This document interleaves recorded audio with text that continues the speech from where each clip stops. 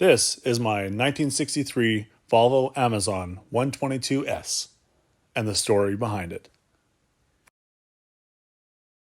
It was pulled from a barn about a year and a half ago, where it sat for 25 plus years. During that time, the car went through a flood, and unfortunately, the driver's side window was down, and an animal had its way with the interior. Chewed up the seats, put these wooden beads everywhere. I guess it was a seat cover at one point. But needless to say, it was pretty gross. And with that, there's a lot of rot with the car. So the floors are rotten, pretty much from the A-pillar right to the trunk. This was relatively convenient for us, mainly because the flood took out the engine, the transmission, and the differential. So needing new floors was just a nice byproduct for the new power plant to go in. Although this engine was quite small, it was definitely very, very heavy. All cast iron, I would imagine, would contribute to that, as well as a very heavy transmission. So now, needing a power plant, I was forced with a pretty big decision, which brought me to this engine, which in 2005, I had an engine swapped it in this Ford Ranger. The engine's from an 86 Ford Thunderbird Turbo Coupe. It's a 2.3 liter turbo mated to a T5 transmission. I ran that combo for about 3 years in the Ranger, and then I needed a little bit more room, so I swapped the power plant into a wagon, which was accommodating for my very young and upcoming family. I had the wagon for about 3 years. After that, I basically just parted it out. I sold the engine to someone locally. The engine sat unused for 10 years, and then I bought it back. As you can see, it's a little bit longer, a little bit wider, and a little bit taller. So it's obvious that it's not going to fit directly in this engine bay. What we did is we cut back the firewall about 4 inches to make room basically for the back of the engine, and really just giving us more room in the front for the radiator and for the intercooler. The more we get into this project, the more we see really the extent of rust and rust repair that's required. You'll notice the floorboards there and the supports that were added to really strengthen up the vehicle. It's much like a subframe connectors, and then we ran sheet metal really to stiffen it up. This is actually my second time doing some sheet metal, so feel more than welcome to give me some pointers, but it seemed to turn out not too bad in the end. One thing I do wish I did a little bit more of is bead rolls. With some of that welding, you do get some tin canning in the end. But as I progress, you'll see this more and more bead rolls and deeper bead rolls to make it stronger. It's funny, there's a picture of the tunnel here at the back, and later on that comes out. As you can see, there's some more areas of rust repair.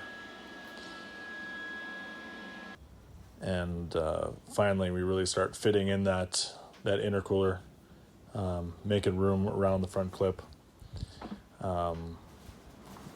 Really to package this as best as we can. It definitely fills up that grill area without a doubt.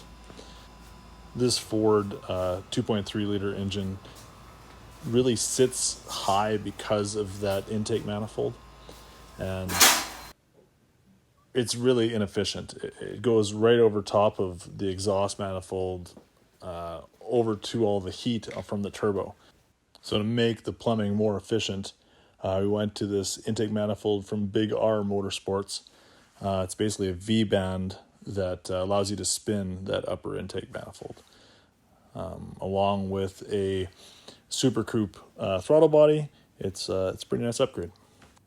we are running a micro squirt standalone ECU merged with OEM 86 Thunderbird harness,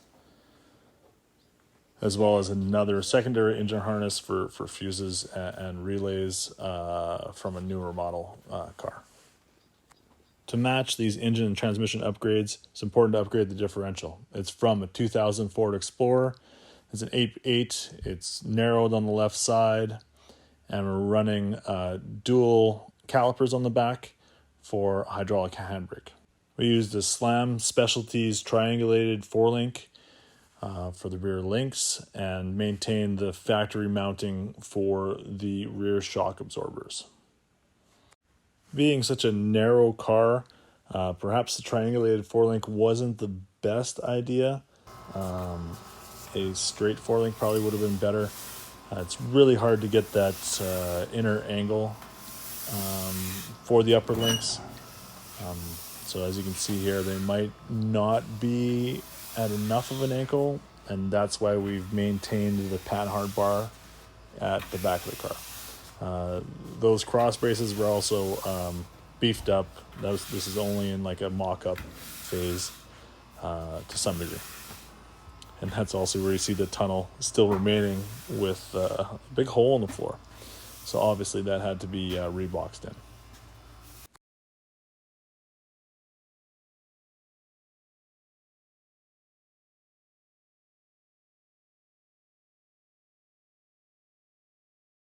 Continuing with the theme of this lovely automobile, we replaced the rocker and more sheet metal down the side, but it's definitely nice to see it taking shape here.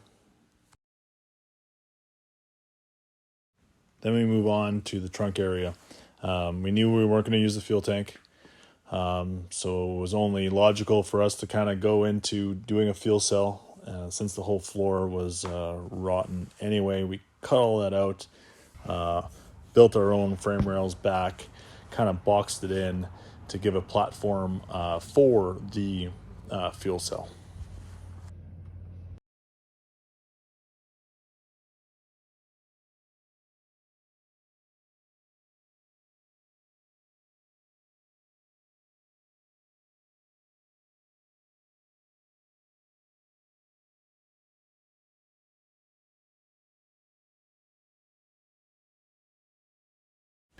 Here we're doing a little bit of filler panels in the trunk area.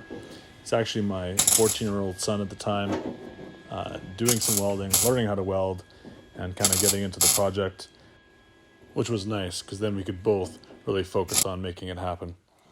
There's a lot of little things that go together here. You can see the rad and the intercooler piping and the crankcase piping. Yeah, it's never ending is what it is. We also went to a Willwood floor pedal setup because we had no room in the engine bay with the 2.3 liter turbo. We got the engine running just before winter on the Mega Squirt. It's a very, very rough tune, as you can hear it kind of popping and having a fit. But it was enough to fire it up and move it in and out.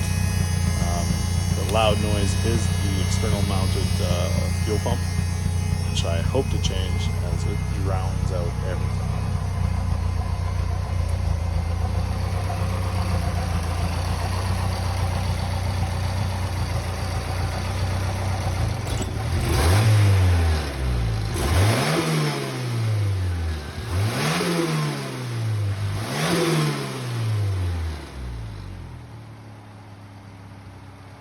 Thank you for watching.